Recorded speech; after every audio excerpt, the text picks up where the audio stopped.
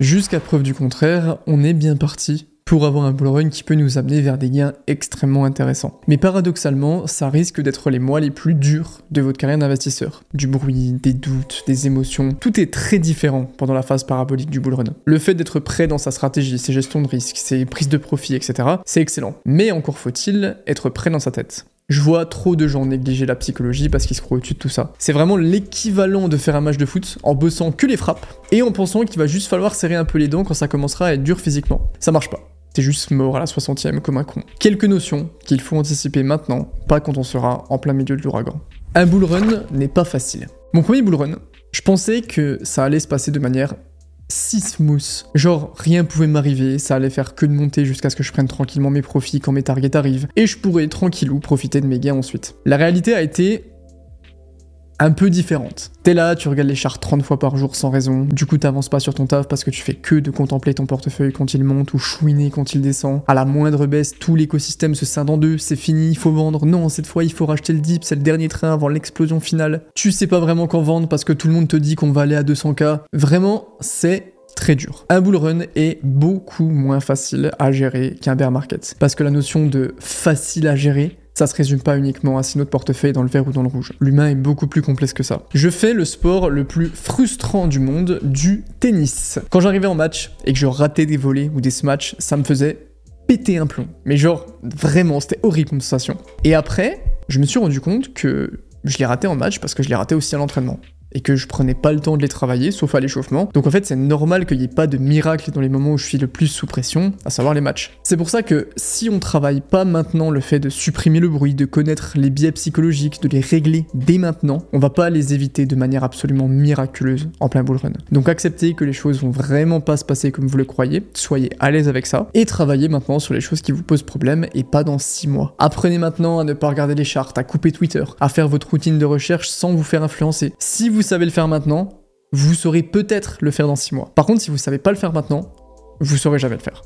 À la moindre baisse, ça va FUD la situation macro. Même si je passe mon temps à vous dire que ce bull run est globalement similaire au précédent, il y a quand même une grosse différence. On sent une vraie tension et une grosse incertitude qui plane au-dessus de nos têtes. Les conflits géopolitiques sont de plus en plus présents, on a vu ce qui s'est passé avec Iran et Israël, la situation économique mondiale est loin d'être top avec la dette, le chômage, etc. Et le marché des cryptos est directement corrélé à tout ça, tellement c'est un tout petit bateau dans l'immense océan qui est la finance mondiale. Donc vraiment, attendez-vous à ce qu'à la moindre baisse, au moindre conflit, à la moindre annonce de récession ou de mauvais président élu, vous allez entendre que Bitcoin va retourner à 45 000 et que le bull run est annulé. Celle-là, vraiment, je vous envoie tous 10 US si vous entendez pas ça au moins une fois dans les 10 prochains mois. Et ça peut être vraiment très très dur. Pour surmonter ça, il va falloir garder beaucoup de conviction dans vos analyses, dans vos positions. C'est pour ça que pendant ce cycle, ça va être, je pense, encore plus important de se positionner uniquement sur des crypto-monnaies qui sont vraiment solides, qui sont leaders de leur secteur ou potentiels futurs leaders, avec lesquels vous allez être à l'aise de rester. Vous jouez dans une équipe de foot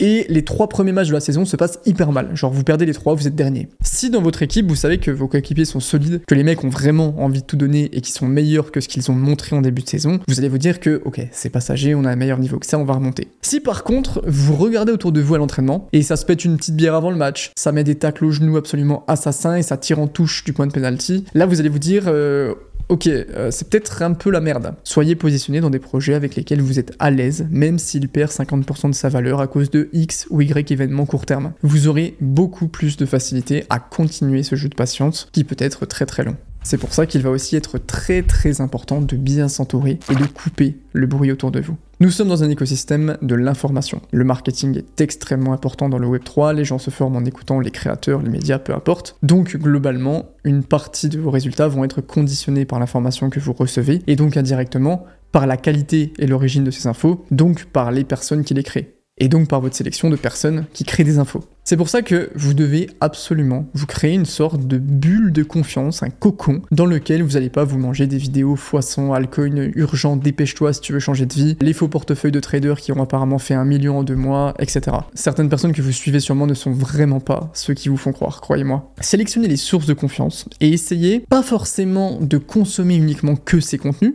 mais au moins de comparer ce qui est dit dans ces contenus par rapport aux infos que vous pouvez entendre hors de la bulle. Imaginez que vous m'ayez placé dans la bulle de confiance. Déjà, merci beaucoup. Si vous voyez dans une vidéo de Kevin CryptoBoy75 que Tao peut encore faire x100, regardez pourquoi le Fibonacci montre x100 et la tech est folle, comparez avec ce que je vous ai déjà dit, et essayez de vous faire un jugement de valeur propre. C'est pour ça qu'on a créé Crypto Recherche avec Paul. L'objectif de Crypto Recherche, c'est qu'on ait une équipe de 8 personnes à plein temps à faire du contenu dans ce groupe. C'est d'ailleurs le plus gros groupe français, donc merci à tous ceux qui y sont, pour condenser uniquement les infos dont les gens ont vraiment besoin et couper tout le reste, essayer de protéger au maximum les membres de la communauté qui peuvent toujours aller comparer ce qu'ils entendent dehors à ce qui leur est dit dans ce groupe. Peu importe la bulle que vous vous créez, c'est propre à chacun, faites simplement attention qu'elle soit de confiance et qu'elle vous laisse la liberté de prendre vos propres décisions. Attention à ne pas vendre trop tôt. Ce point il va un peu à l'encontre de ce que je vous ai dit depuis un moment. Je pense que 80% des investisseurs crypto vont se foirer dans leur prise de profit pour ce cycle et vendre beaucoup trop tard. C'est sûr et certain, j'ai plein de raisons, on en a déjà parlé. Par contre, attention à l'effet inverse. En sortie de bear market, on s'est fait bien déglinguer notre portefeuille, on peut très vite avoir une sorte de stress post-traumatique, et le moment où on va revoir notre portefeuille dans le vert, on va se jeter pour vendre tout le plus vite possible. Ou pareil pour un altcoin en particulier, dès qu'il va remonter et qu'on va redevenir break-even. Pour ceux qui sont traumatisés par les cryptos et qui attendent juste le moment où ils vont pouvoir à jamais partir de ce marché de fou, si c'est votre choix, faites-le, pas de souci. Mais pour ceux qui attendent des gains, attention à ce piège. On sous-estime les pertes qu'on peut faire en bear market et on sous-estime les gains qu'on peut faire en bull run. Aux 2 derniers cycles, quasiment tous les altcoins étaient endormis pendant des mois et en moins de genre 8 semaines, certains ont fait x50. J'ai plus la stat exacte de ça, mais si on n'est pas sur le marché pendant les 3 plus grosses semaines de hausse de tout le cycle, on perd genre, je crois que c'était 50% de l'entièreté de ses profits. Vendre trop tôt, si on a un profil d'investisseur qui veut faire des gros gains, c'est quelque chose sur lequel on peut se mordre les doigts très très fort. Attention au PTSD post-bull run et à l'erreur de ne pas couper les pertes d'un projet assez tôt, comparé à prendre des profits dès qu'un altcoin prend 20%. C'est toujours assez délicat comme information parce que forcément, on doit trouver les limites de cette notion et savoir switch quand il le faut. Mais ne faites pas l'erreur de vendre trop tôt, potentiellement dans la panique, surtout quand on couple cette notion au point numéro 2. Savoir switch de acheter à vendre. Un autre moment qui va vraiment être dur, bah ouais, le x10 il se mérite, hein, les gars. Ça va être la période pendant laquelle il va falloir faire un shift, un changement entre je rachète les corrections, c'est le début du cycle, et on arrive dans la période où il faut plutôt vendre qu'acheter. Celle-là, elle est un peu traître. En fait, parce que plus on va monter, moins on va se dire je veux vendre, et plus on va se dire je veux racheter parce que ça va faire que monter. Vraiment, la quantité de gens qui ont racheté la dernière correction après la TH au dernier cycle, en pensant qu'on allait aller à 100 000 parce qu'ils n'ont pas fait ce shift, elle est genre aberrante. Parce que autant on peut très bien vendre à une période parce qu'on pense que c'est pas fini et se tromper. C'est largement possible et c'est humain. Par contre, objectivement, les gens qui ont racheté à cette période n'auraient pas dû le faire. Parce que c'était évident qu'on n'était plus du tout dans la période de rachat. En fait, il faut vraiment réussir à différencier quelle action est bonne si on la répète 1 milliard de fois, ce qu'on appelle l'espérance de gain, et quelle action ne l'est pas. Au poker, une paire d'as, ça vous fait pas gagner 100% du temps. Mais si vous faites tapis à chaque fois que vous en avez une 1 milliard de fois, vous allez gagner environ 80% du temps. C'est les probas. Donc, coucher sa paire d'as dès qu'on en a une n'est statistiquement pas rentable, même s'il y a de l'aléatoire. Continuer de racheter des crypto-monnaies quand certains indicateurs sont allumés, c'est une action à espérance de gain négative. C'est quoi du coup ces fameux indicateurs? Bah il y en a plein. Il y a l'indicateur temporel, où historiquement la période entre le halving et le top du cycle est d'environ 530 jours en moyenne, donc si on arrive à plus de 500 jours post-halving, c'est très risqué de continuer à racheter. Il y a les indicateurs sociaux, le RSI, les actions des mineurs qui font partie des entités les plus importantes de ce marché, etc. Ça va vraiment être très important de ne pas faire cette erreur, au risque de se retrouver laissé sur le carreau. Appliquer les stratégies psychologiques qu'on a mises en place.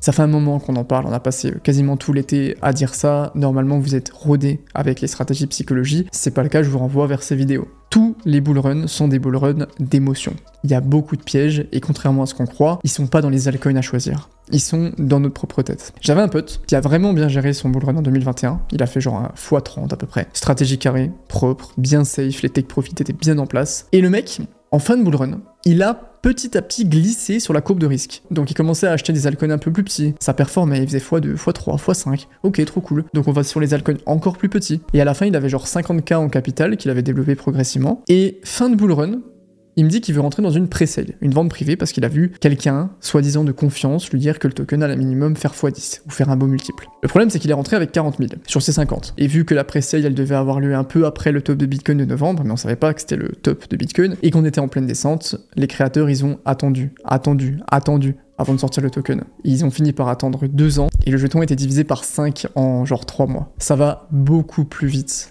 de perdre ce qu'on a amassé que de le monter. Et ça, il faut vraiment le prendre en compte. Donc toutes les stratégies psychologiques qu'on a mises en place, de profit, de gestion de risque, etc., il faut vraiment se concentrer sur suivre le plan. Parce que c'est très bien de faire un plan, ça vous fait déjà passer devant genre 90% des gens. Par contre, maintenant il faut le suivre. Et ça, c'est un petit peu plus compliqué. C'est un peu genre l'équivalent d'acheter le tapis de gym et les haltères.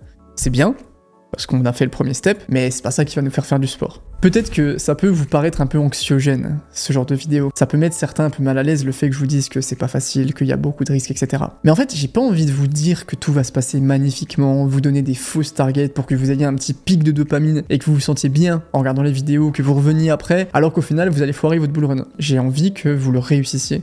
Même si ça passe par un peu d'inconfort, un peu de doute, je pense qu'il y en a besoin pour venir contrecarrer avec l'euphorie globale qu'on peut trouver partout. Il y en a à qui ça plaira pas, parce qu'une partie des gens viennent sur les vidéos pour être rassurés, et ils peuvent finir de la regarder avec moins de confiance que quand ils l'ont lancée. Donc ça me fera un peu moins de vues, mais c'est pas grave, parce que j'espère que ceux qui vont remettre leur stratégie en cause, la faire pivoter, l'améliorer, l'affiner, grâce au petit stress que ça peut générer, et c'est un stress qui est réel, hein, c'est pas du tout surjoué, loin de là, c'est selon moi, un stress qui vous sera très très rentable. J'ai vu à quel point des gens peuvent vraiment se casser les dents pendant un bull run. Ça peut être vraiment très très dur. Et ma mission, les gars, c'est que on est dans les cryptos à endurer des moments durs depuis des semaines, depuis des mois, depuis des années pour certains. Ça fait genre 3 ans que je fais des vidéos toutes les semaines, 3 ans de bear market. Et ma mission, c'est vraiment qu'on y arrive tous, qu'on en ressorte plus heureux qu'on y est rentré. Et pour ça, il faut se préparer à la dure. Il faut mettre en évidence les éléments où on n'est pas prêt, les travailler, les affronter et pas arriver en slip quand il faudra aller sur le ring. Je pourrais finir avec un petit no pain no gain, mais je le ferai pas. En tout cas, je serai là, vous inquiétez pas, et même si c'est dur, la victoire en sera que plus belle. Merci à tous d'avoir regardé cette vidéo, c'était Iril, ciao les potes.